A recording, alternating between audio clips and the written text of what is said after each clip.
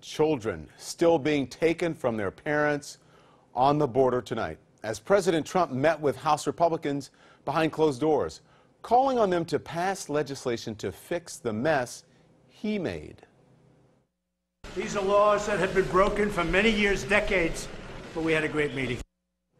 So sources telling CNN the president didn't take questions from members of his own party, went on and on about his promised border wall, and called for $25 billion to build it. Sounds like hostage taking, doesn't it? We'll talk about that. And he said his daughter Ivanka talked to him about images of children, well over 2,000 of them so far, being separated from their parents. Some of those children held in cages, some housed in this tent city along the southern border. Even though the president's daughter has so far remained silent publicly when so many others, including the president's supporters, have been speaking out. And if you're tempted, amid the onslaught of misinformation coming your way, to think this can't be as heartless as it seems, well, I want you to just listen to Trump loyalist Corey Lewandowski. I read today about a 10-year-old girl with Down syndrome who was taken from her mother and put in a cage. I read about did you say want to a 10-year-old with Down syndrome being taken from her mother? What I said is you can pick anything you want out, but the bottom line is very clear. How dare you? When you cross the border illegally. There is a word for that.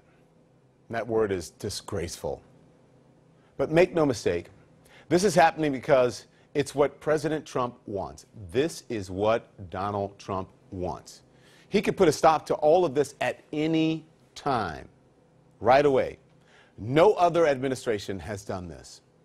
But not only is the president ignoring growing anger, this growing anger over his policy, he is continuing to blame, guess what? Democrats.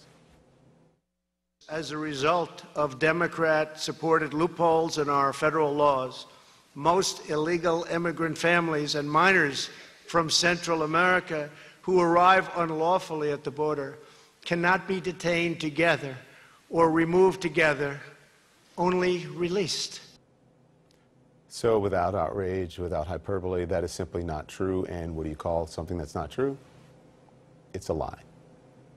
The fact is, this administration, this White House, decided to prosecute every single adult caught crossing the border illegally, even if they came with children, separating parents from their kids with no clear plan to reunite them. That's the fact. The president himself chose this fight. Immigration gets him like nothing, gets him going like nothing else. And he proved it today again, doubling down on his rhetoric, claiming undocumented immigrants will, his word, infest our country. This is a president who is still determined to build his wall, and he appears to be willing to hold thousands of children hostage to get it. That's right, I said hostage. Many of those children too young to understand what's happening to them, but Americans understand exactly what is happening here. We see it with our own eyes. We're not stupid. We know what's going on. So let's bring in now CNN's White House correspondent Caitlin Collins and CNN political analysts April Ryan and Jonathan Martin.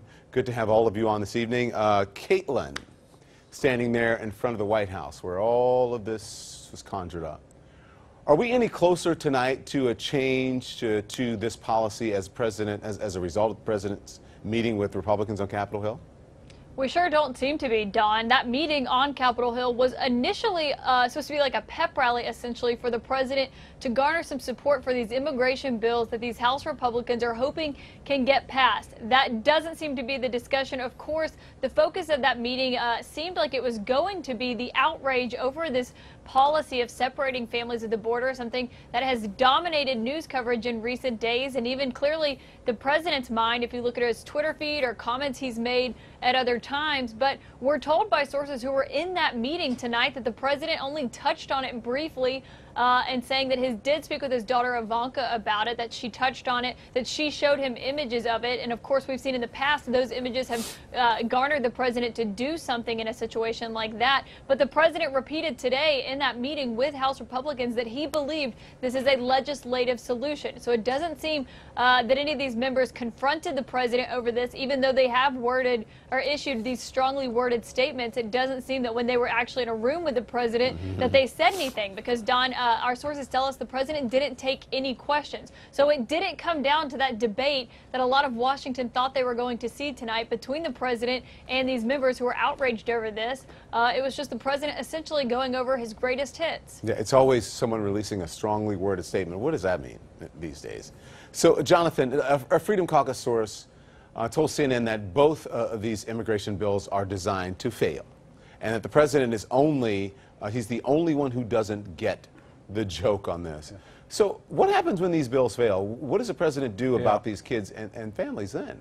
I was in the Capitol this afternoon, Don, talking to some folks who work in the leadership on the House side, and my understanding is that there's no hope that the conservative bill gets anywhere near the votes needed to pass. But there is some hope that the broader and more mainstream bill that would offer some accommodation for the Dreamers and now has language to address the kids at the border, that there is some hope that that could pass. Now, the challenge there, Don, is that even if you pass that bill, the Senate is unlikely to move on a broader bill that addresses the Dreamers as well as these kids stuck at the border without their parents. So what I'm told is that what's likely to happen is that the House does not move some kind of a more narrow bill about the kids at the border. The Senate goes first, passes it overwhelmingly, and that puts enough pressure on the House that they then pass their own straightforward, clean, narrowly targeted version of a bill to get those kids back with their parents. Quick answer for me. I don't know how soon that happens, though. Quick answer for you before I get to April. Essentially, this is what's going on here. Give me my wall, and I'll give you your kids back. Is that what's happening? I'll give you your kids if you give me the wall. Yeah, I don't think that he's going to demand the wall to sign a bill that's going to address the kids at the border. Now, look, I have no doubt that later in the year he's going to push aggressively to get money for the wall in the next year's fiscal appropriations bill. But I think so these kids are not part of bargaining for the wall. Look, I think if the Senate passes a narrowly tailored bill, Don, to address the kids at the border, 85 to 15 or 90 to 10, the House follows suit, takes it up. That creates enormous pressure on the president to sign a bill. And let's say that's 4 or 5 days from now at the fastest. That's 4 or 5 more days of images of these kids at the border. The pressure will be pretty immense at that point. Okay, we'll see. I'll have you back and we'll discuss and see what happens here. April, this is according to Dana Bash, that one disappointed and disgusted GOP member described the president as saying, quote, "The crying babies doesn't look good politically." Now, he was more concerned with the optics. He knows he can change those optics and the policy anytime he wants to. So then what is the strategy here? Because you heard what I just talked to Jonathan about. What is the strategy? Yeah. It's crazy because, you know, a president wants to have a winning picture, the picture that makes people say, wow, he's strong, there's strength, we can rally around this. This is not something all America is rallying around. And not only that, it's not helping him when you have Corey Lewandowski saying, wah, wah, wah, and you have people like, what is it, Amy Kramer last night talking about, you know, she hugs her dog or misses her dog when she leaves. She almost cried when she left her dog. I saw the interview. Yeah. It was crazy. So those things are not helping the president get a winning picture. And then I talked to a former congressional leader, Republican congressional leader last night, who said, look, this bodes well for the Democrats down the road because we are a nation that is becoming a Hispanic population that's increasing, and the votes are going to be more so for Democrats. So they're looking at all of the short-term and long-term plays as it relates to this. But this is not about politics at this moment. Many people are talking about the humanitarian piece, children being separated from their parents,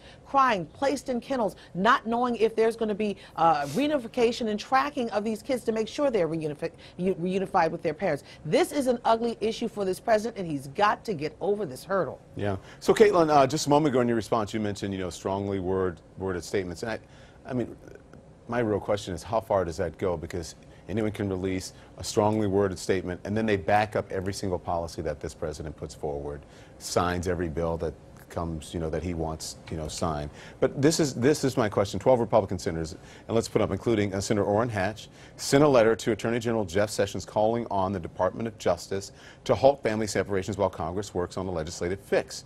I mean, this again shows that this is not the fault of Democrats, as the president falsely claims here.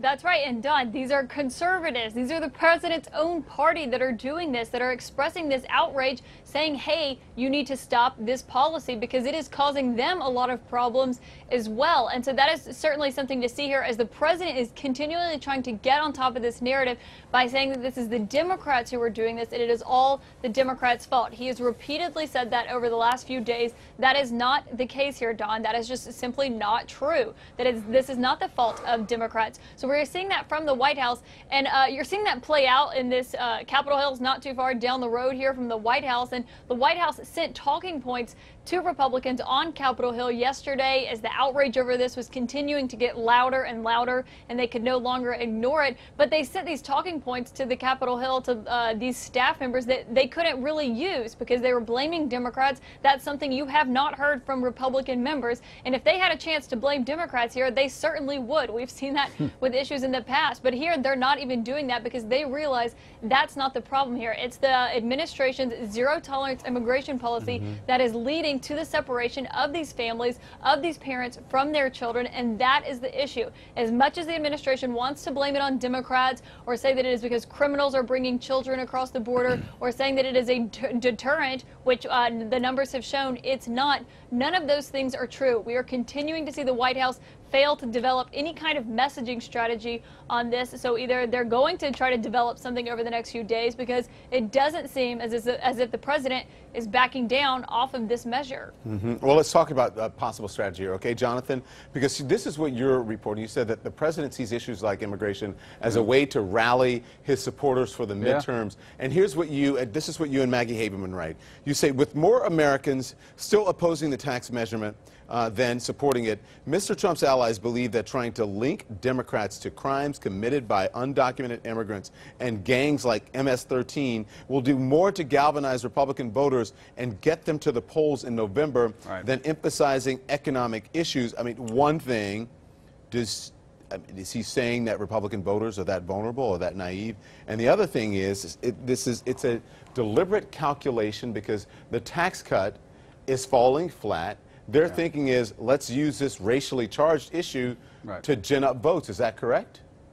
Yeah, that's exactly it. I mean, the fact is that the economy is doing well. I think a lot of Americans now believe the country is headed on a better course than they perhaps would have 6 months ago.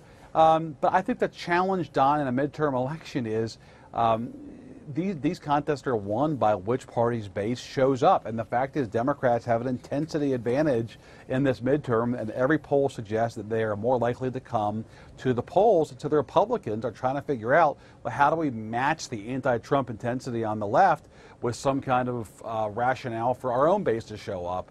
And, a lot of the Trump voters don't necessarily love their members of Congress who are more conventional Republicans. So I think this is Trump sort of thinking out loud about the culture war stuff worked for me. These tactics worked to get me elected in 2016. If we just rally folks with red meat, whether it's MS-13 or NFL players kneeling to the national anthem, that gives our folks a reason to show up. So I've got to ask you about this, April. Having said that, the New York Times is reporting tonight that criticism of Fox News is coming from within the Murdoch empire. Steve Levitan, the creator of Modern Family, and the film director Paul Feig, each expressed disgust with how the news network's coverage of the Trump administration's border security policy is going.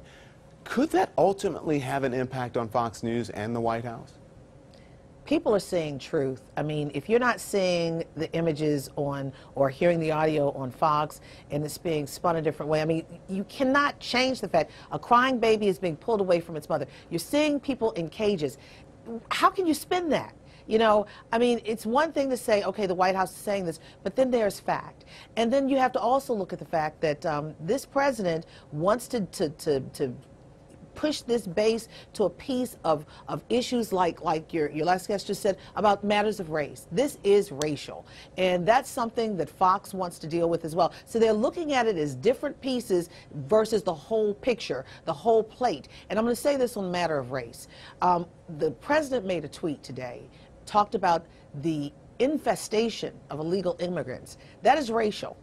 And you cannot walk around that any kind of way. That's racial. And listening to civil rights leaders who are against this zero tolerance policy, they are saying, look, it's racial, and not only that, it not just affects Mexicans, it affects people from other nations, to include Haitians, to include those from the Caribbean, Guatemala, Honduras. This is not just about Mexico. So this is a bigger piece. And again, it's about race, and it's getting that base to galvanize for the midterms.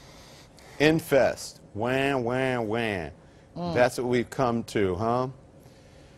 I said disgraceful, but there's a much worse word for this, and I think probably should figure out we're all part of the human race, and it doesn't seem like some folks are acknowledging that. Thank you all. A beautiful race of people. Yep, we are. Thank you very much. Thank you, Don.